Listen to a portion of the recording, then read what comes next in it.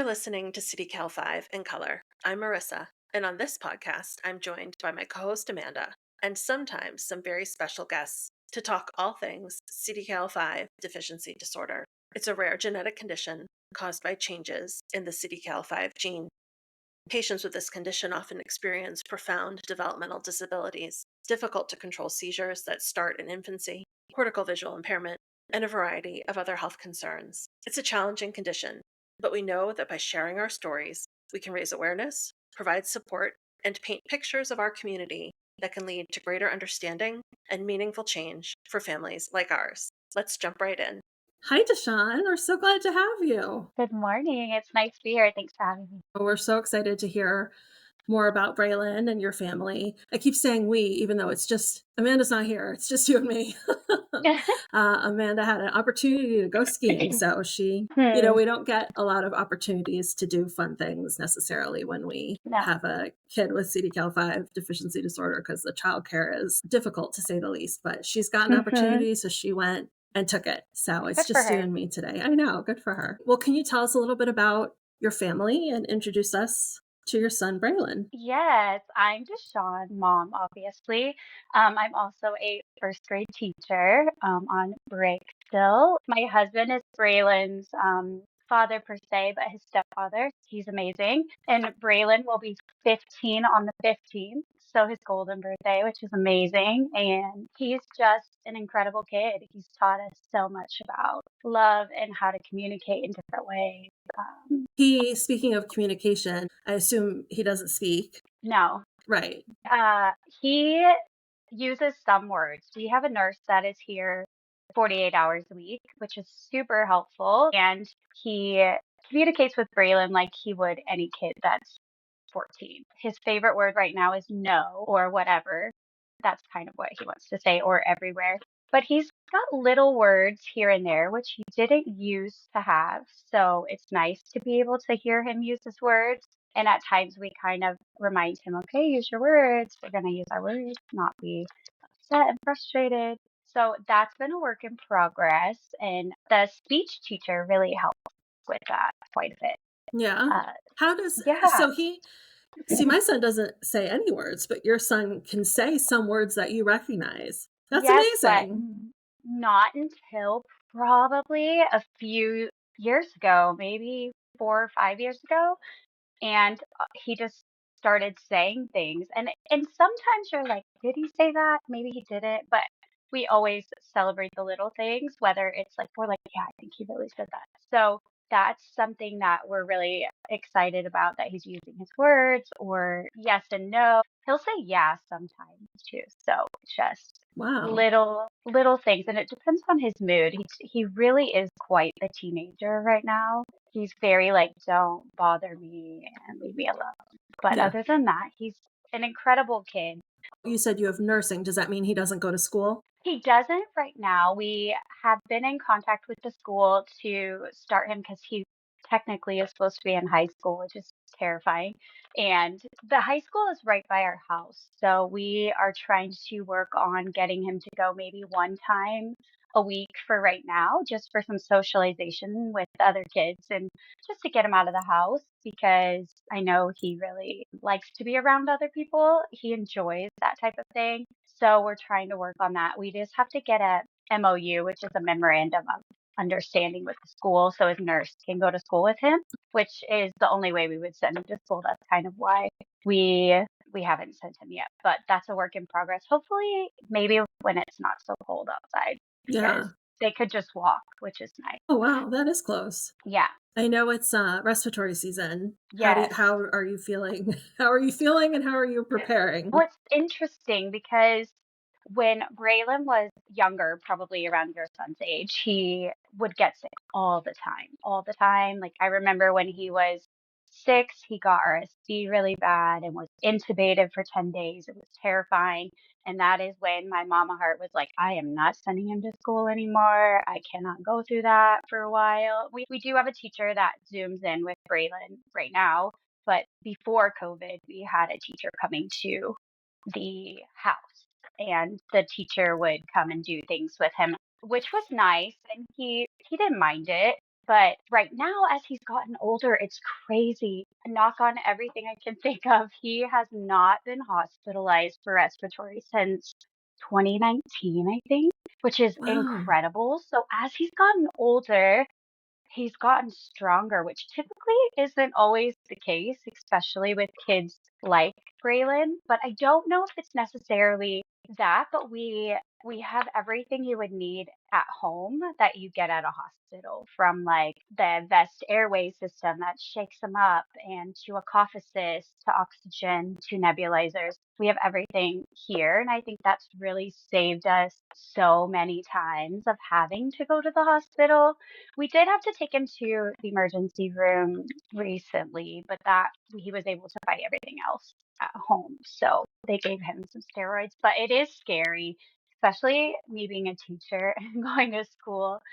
I can bring home anything and everything. So we are very careful when we come home. I don't touch him until I've taken a shower and changed my clothes. So it is a very scary time, especially as he's older, because you just don't know when he gets sick what's going to happen. But I am always scared because of that one time that he got super, super, super sick. So Yeah. I don't ever want to have to see that again. No, we were in the hospital with RSV this year, and it was the longest and most traumatic hospital stay we've had yet. It was horrible. And Yeah, I keep asking every single doctor, when are the kids, like the medical kids, going to be able to get the RSV vaccine? Because right now only the elderly people and the babies can I get it. know. I said, our kids need to get it. I don't ever want to go They through that do. again. I feel like it probably would help so much. Yeah, that was probably the worst. I mean, intubated for 10 days, in the Ugh, hospital for like over 2 weeks, and just a scary thing. And even just the common cold can be scary. So, yeah, and it leaves an impact on you, I think. I don't think we always recognize how much those crisis situations, sometimes it feels like we're always in crisis, right? I mean, oh, yeah, I don't know if you feel like that, but, when your kid is profoundly disabled and has a lot of different health conditions and seizures, things can feel like a crisis a lot, but those hospitalizations for respiratory illness are some of the more traumatic that I've experienced. it is. I'd hated to say that it kind of felt normal, like we expected it once a year at least, but that's kind of how it was. But that first one was really eye-opening. I think I'd never seen him that sick before and for that long of a period of time. Just thankful we have good doctors and a good hospital that was very proactive in catching everything and getting things going. But it is hard because we have to be there and then you have to be out of work, and that can be really difficult as well. So, Yeah, especially for someone who's teaching.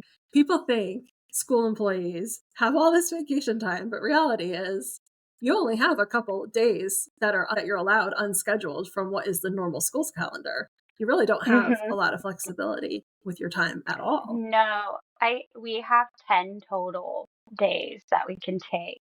And that's not very much at all. And a lot of it is used for doctor's visits Sure. or things that are not for me.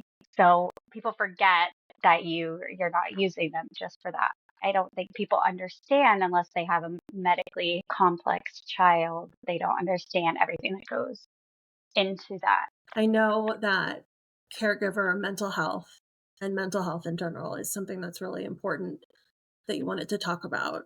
Can you share a little bit Yeah, about what you're thinking there?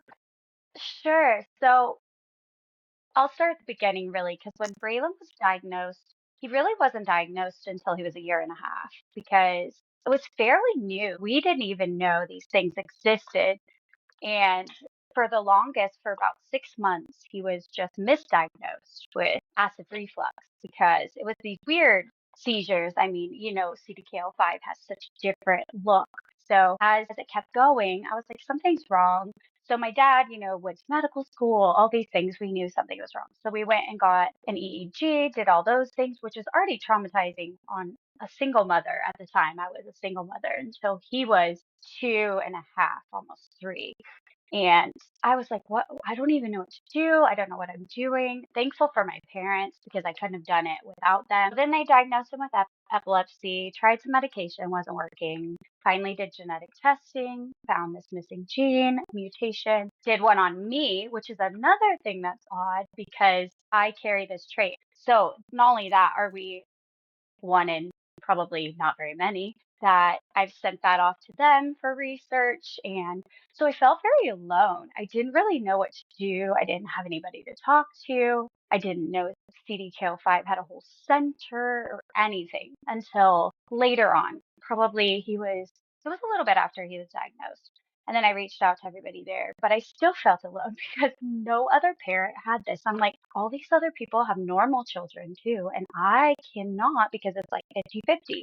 And growing up, my parent, God bless them, I love them to death, but they were like, therapy is for people who have problems and things like that. But that's just how they were raised. So I never really thought I needed therapy. I just kind of put on a happy face, went to work, and was like, oh, I'm fine, I'm fine. And everybody's like, you're so strong. I'm like, oh, no, really, I'm not, but okay. Those types of things for so long. And I did that, gosh, until probably 4 years ago. And then I was like, I really need to figure out how to make my mental health feel better. Things at work were hard. I was having some issues, and I think it was just a mixture of everything that I never really realized I needed somebody else totally unbiased to anything just to be able to talk to. Because really, here, I don't know many people around me that have a child like Braylon with such severe medical needs. So mental health was always just on the back burner because he was always the priority. And until I really started focusing on myself, I didn't realize like how much I needed that to be able to care for him as well, to be a better mom, to be a better colleague, friend, anything like that. I didn't realize how much was weighing heavy on my life. So therapy has been amazing, but also exercise is like my sweet spot. I feel like that's my self-care that I use to take care of myself every day. It's been a hard process to make myself get up super early in the morning and get that done, but it really makes my day start out a lot better than it was. But I think everybody should go to therapy. That's just my opinion. I think it doesn't matter if your life is amazing. Like I think everybody should have a therapist now that I've done that. Do you find that if someone has said to you, "Well, what would I get out of it?" What do you think you would say to them? Just somebody to listen and not somebody that's going to be like giving you an opinion on something to try. Just somebody to be there for you and someone to be there for you that's not like knowing your entire life story or backstory or things like that. I didn't really know what therapy would be. I was like, oh, this isn't going to do anything for me, but it really has been helpful, and I've gotten a lot out of it in ways to cope with things or how to deal with things instead of shutting down or internalizing all of them, just different ways to help myself be a little more vulnerable to other people. Sometimes I was always just like, oh yeah, I'm fine. Instead of saying, you know what, today is not the best day for me. Is it okay if we not do that today? I think learning that it's okay to say no to things like therapy's taught me a lot that it's okay to know that you're not okay to do that or to say no. I was always the yes person, the people pleaser. I wanted to always help everybody. Sometimes you have to make sure you're taking care of yourself first. Somebody who is there to be, like you said, this unbiased person who is available to listen to you without Hmm. knowing all of the details of your life, can really focus on the reasons that you're there and can Right? validate a lot of your feelings and experiences for you, but also Yeah. can provide you some tools that could be helpful to cope with the challenges because it's not going away, right? I mean, our kids, No. it's not going away, No. and we got to learn to cope with the things that we're feeling and Yeah, experiencing. I don't know how I made it so long. Like, to be 100% honest, especially with the diagnosis that we got and the things we learned. I don't know how I went so long without talking to somebody about it. And I was always the one our doctors at UCLA were like, you're so great, you're so positive. Can you talk to other families? I'm like, "Oh, yeah, sure." But deep down, I'm like, "I need somebody to talk to. Like, I need to talk to somebody." But I didn't really know who else to talk to type of thing besides other families that have kids like ours. There's another family that their son um, is this pretty close in age to Braylon. They're like 3 months apart, and they're exactly the same. Like they're just incredible people. They live in another country, but we got to meet them and hang out with them when the boys were probably they were little. But it was such a nice experience to be with a family that understands and is going through the same thing. I don't think people really understand that until they have a child that is this way or around somebody like that. Yeah. Well, how could they, right? I mean, you don't see it a Yeah, no, lot. You don't I I had no know. idea. No, I had no idea either, and it's hard. I mean, for me, it's hard to get my son out a lot in the community because Oh, I'm absolutely. anxious about health, I'm anxious about seizures, even the physicality of packing everything and getting out. So we don't see a lot of people that look like us when we go places, so and neither do No, other people. no. I want to talk about traveling and not necessarily traveling distances, but you took Braylon to a Harry Styles concert in Los Angeles Did. last was that last year? It 2 was years ago? 2 years. I think it was 2 years ago. Yeah.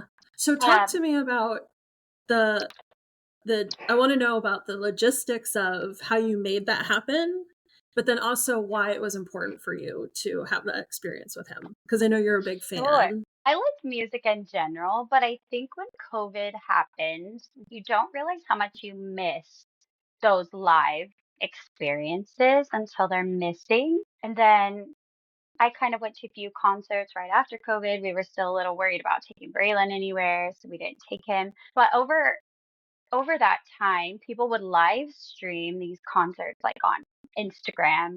So I thought one day I was like, I wonder if Braylon would even like this. And he was just in a trance every time we would put them on. And if we would take it away, he would get angry. He loves music. I think for our kids, music is such a soothing experience. We knew Braylon loved music. Like he grew up, he loves the symphony, he loves symphony music and any type of music, but I did not realize how much he just liked normal music until we started letting him listen. Like he loves Harry, he loves Taylor, he loves all of those things. And so I thought, how cool would it be to get to take him to something like that? And already, it's already hard to get tickets to see Harry Styles in general. It was like the Hunger Games. So thankfully, we were able to get accessible seating for Braylon. And it's never easy traveling with him. It's like you have to take the whole house with you pretty much. And he likes to go places. It just takes a lot of effort. We packed him all up and took everything we needed. The people at the arena, I was really unsure what it would be like because I'd never taken him to anything like this. We'd never taken him to a sporting event, nothing like I was like, oh gosh, I don't know how this is going to go. I mean, we've been to Disneyland and things like that, and they were always great and helpful. But going to something like this is very different. So the second we got there, the people were like, how can we help you? What do you need? We can help you check your bags. We'll walk you to your seat. They were super helpful. They helped us in and out. They showed us a family bathroom that was bigger. Bathrooms are a whole nother story. I swear, bathrooms need bigger changing tables for kids like that because we don't like to change them in bathrooms because it's gross. Otherwise, you have to lay them on the floor and so you're having to pack a bunch of things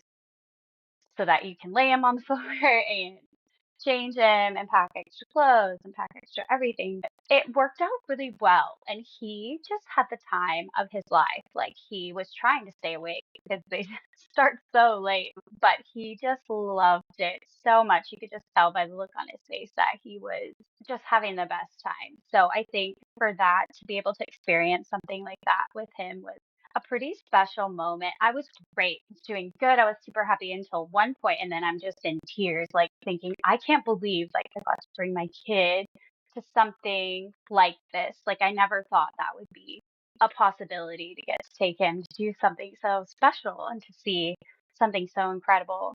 Um, And people are like, "Well, how do you know he likes it?" And I was like, "You just know. We know our kids. We can tell when they're excited or when they're happy or content." And he was just content and not upset, not didn't want to leave. So that was a pretty special thing. We've done that, and we've taken him to a baseball game as well, to a Major League Baseball game this year, which was a really fun time too. That's incredible. I'm so glad it worked out and that it was a positive experience. Yeah. Do you have any destinations that are on your bucket list to do with him?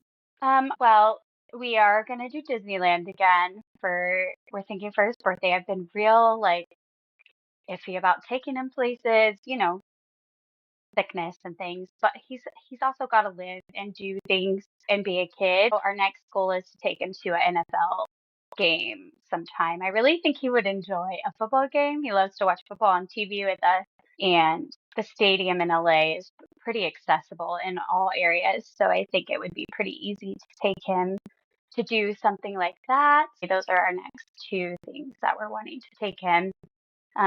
But right now he's having a hard time with his seizures over this last week. So, Yeah, that's hard. Do you find you've had a lot mhm. of variability in his seizures over the course of his life? Well, we feel like this new drug, Fintepla, for the most part, it's been really good for him. He's been down in the amount of seizures per day, and it seemed to be helpful, except for this last week. I'm kind of like, great, it's not working now. Like, I don't know. So that's been the one thing that's been really good. And he's been on a keto diet since he was 4. So that was a huge game changer for us too when he started at 4. Before he was having seizures that were like 15 minutes long constantly. And after that, it cut them, to maybe around 3 to 4 minutes and definitely less frequency. So that was helpful. So those two things I think have been the best things for him at this time, and just being consistent. He has a stander at home, so we have to do that daily. Finally got a new wheelchair, and that's a whole nother thing. Equipment is like pulling teeth. It took us years to get them to finally approve a new wheelchair because he was just too big. And I'm like, are you joking? This kid can't even like, he's so big. He needs a new one. So finally we got that. And I think just battling things like that is really difficult. I know in other countries, equipment is so easy and medication is difficult, but here it's like equipment, you can't get anything, which is frustrating Yeah, sometimes. So, that is frustrating. I know our insurance approves one seating system, so they don't right. approve a bath chair. I'm like, okay, our kid, neither one of our kids can sit independently. They have seizures. I know. But you won't approve a bath chair. It's outrageous to me. No, we had a friend that ran a foundation that we got one through. So I understand the like Yeah, frustration for just everyday needs of things you need just to make your life easier. And like Braylon's getting so big. He's almost 5 feet tall. He's so tall. And he's heavy and he moves around a lot. So like we're thinking, man, we're gonna need a lift soon to like move him around. So those are other things that we've been thinking of lately because as he gets older, things get more challenging and difficult to maneuver him around. I mean, I'm not very big, and I can't pick him up very well anymore. So it's very challenging. Were told just recently that we should ask insurance. And I was like, I didn't even know I could ask insurance for that. So that's something that I have on my list to ask about in the coming weeks here because that would be really helpful for us right now.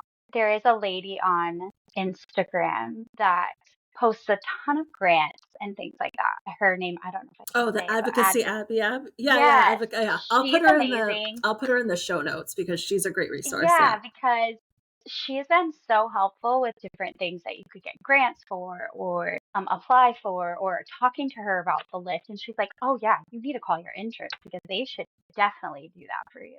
And our doctors will write a script for anything we ask for because Yeah. we we don't ask for much and we talk to them rather frequently. I mean, we live in like a more rural area, which makes it challenging too. So therapies are like non-existent out here. So we've learned how to do them all ourselves, like how to do, stretches and moving him around and getting him going. But like versus living in a big city where you can take him into therapy every day and get these cool things that could really be beneficial. We don't have access to those, and that's been another challenge. We've always thought about moving closer, but it's just so expensive anywhere else. And even finding a job, they weren't going to offer as much, like enough to live there. And it's just like, how do you even move and live there? That's how much you're going to make. So there's a lot that goes into all of those things. And I feel like that's been a challenge for us too, especially as he gets older, because I really think he would benefit from so many things if we lived in a bigger city. But Yeah. I yeah, think you're not alone in that. You see sometimes people online, they're doing these intensives and if you look around and the closest intensive is 3 hours away, it feels really not feasible. yeah.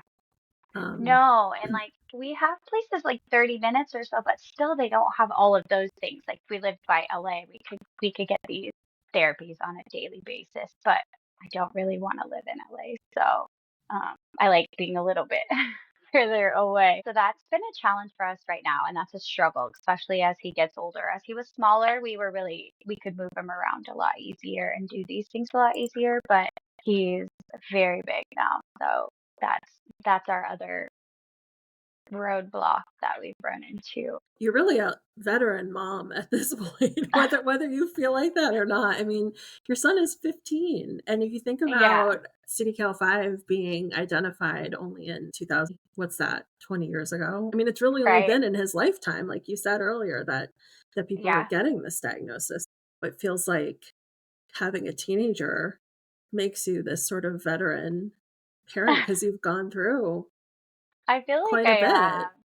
I have, and I think we're lucky. Like in LA, they have a CDKL5 center as well, and our doctor's amazing. We are just so grateful for them, and having that center has been really nice. So anytime I'm there, he's like having me go around to everybody. He's like, "Can you go talk to this mom? They're new and they would like love to meet somebody, or can you go talk to this mom?" And I wish I had this when Braylon was diagnosed, because having a mom come into you and say, "Look, I've been there." I think that is just a huge relief for a lot of families. And honestly, finding boys with it is harder. So when you find a family that has a little boy that has it, I'm very drawn to like want to know more about their life. I feel the same way. I love to meet new families when new families join the Facebook support group. It's always great to see them and their kids. And but when it's a boy, I love that. I I love when it's know. a little boy. Me too. I'm like, oh my gosh, yes. Let me talk to them right now. Yes. Because sometimes I feel like I can't relate a lot to the girls. Like yes and no, but like Braylon is very hypotonic, so very floppy and just no, he's just all over. Like he has been getting a lot more head control to where he can pull his head back up and things like that. But it also has created like some now scoliosis in his back, and so we're dealing with that now. He's had his hips done. He's had to have hip surgeries and he's had to have his feet done. We did just start some Botox too in the backs of his legs because he's very tight in his tendons and hard to get him to straighten them. And that's been really helpful. I always say that people are so scared to to ask about our life or family. But I have a time where we were getting some lunch after a doctor's appointment and we're sitting in a little booth and Braylon's on the end in his wheelchair and we're feeding him through a G tube because he is tube fed. He doesn't eat anything by mouth. And this other little boy just behind in the booth behind us was just turned around, just like looking and staring, not in like a weird way. Like you could just tell he was like in a curious, like, type of way. And then he says, "Why does he eat like what is that in his belly?" And I said, "Oh, well, that's how he gets his food. Oh, he doesn't eat by mouth. He doesn't like it." And just very inquisitive for a young child. And I've noticed that it's always children that are not afraid to ask. Like my first graders have tons of questions like, why doesn't he eat food? What does he like? Does he play with toys? Does he do these things? And they're not being mean or rude. They genuinely are curious. They want to understand. And mom was like, I'm so sorry. I'm so sorry. I said, no, let him ask. I enjoy talking about that. And I think exposing children to things like that at a young age is so, so important to understand differences and uniqueness of children. And I think that that comes in handy in my classroom because those kids now are exposed to see somebody that is different and how can we help them or how can we support them or be friends with them or do those types of things. And I think that that's those types of stories are always my favorite because it's the adults that are like, "Oh, no, no, don't do that." And I'm always like, "Go for it. Ask any question you want." I'm an open book at this point pretty much because I've been doing it for so long. And I think that kids are just an incredible gift and they really really do want to understand, and the more they do understand, the more they enjoy or the more they learn how to support these kids in the long run. Like I have former kids that I know their parents and they're like, she wants to come over and read a book to Braylon. Can we do that sometime? Absolutely, I would love that. And I think spending time with kids that are not necessarily different. I don't say different, I always say unique, that they change their outlook on a lot of things and they are grateful. I had a kid that said, I'm grateful that I can come to school every day and I can sit in a chair by myself because he understood like how important that is or like how not everybody has access to those types of things or isn't able to do those types of things. And as a teacher, it makes you like think, okay, I'm teaching these kids something valuable that they can take later on in their life. Talking with children is probably my favorite because they're just very inquisitive and just want to understand and how they can help. And they bring things to school and say, I saw this and I thought maybe Braylon would like it or things like that. So just little things like that I think are my favorite types of encounters with other people. Do you find, since you're a teacher, I'm sure you do a lot of reading children's books, do you find that there are more accessible books? I see it more, even in the curriculum we use. There's kids in wheelchairs and there's kids with braces or a walker. I see a lot more of that. And I tell people all the time, inclusion is so, so important. Going into like, say, a Target and seeing an ad with a kid in a wheelchair just makes me smile, makes me happy. Those types of things are just beautiful things to see because people don't see enough of that and understand like how important that is to families like ours to be seen and to feel like you've been seen is important. What would you say to somebody who's newly received this diagnosis as words of support or advice? Um, Join groups that you can think of.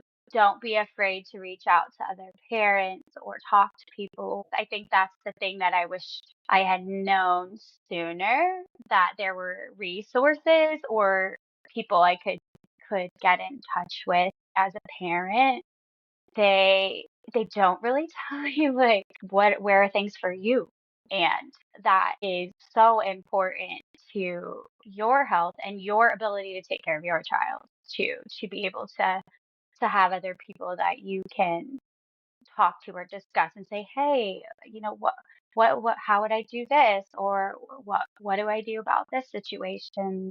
And things like that. And I think that that is the key to a lot of things, just having other people you can talk to that have been maybe where you have been, and know that they're not alone. You're not alone in this. Also, to tell them, don't feel like, oh my gosh, your life is over, because it's not. And I think I could focus so much more on the negative over the positive, but my life would just be gloomy. And I think you have to give yourself a minute to grieve, and that's okay. I've cried a lot behind closed doors, and that's all right because we all get frustrated and times are just like, I cannot do this.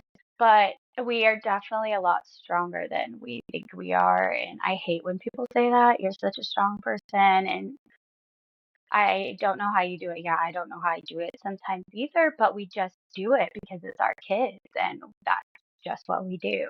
But I would just tell people don't be afraid to reach out to people, but also don't be afraid to feel vulnerable and be like, I am terrified and cry about it because that's okay too. You need a minute to like grieve because there are many times when I'm like, I understand that my child will not graduate like a typical kid, will not get married, will not play sports like a typical kid. And you can grieve the life that you wanted, but you also need to celebrate the life that you're given. Thanks for listening. We hope you'll follow us on social media at CDKL5 in color on Instagram, Facebook, and LinkedIn, and visit us online at www.cdkl5incolor.com. Have questions or a topic you'd like us to chat about? Would you like to be a guest on our podcast? Email us cdkl5incolor at gmail.com and we'll be in touch. Until next time.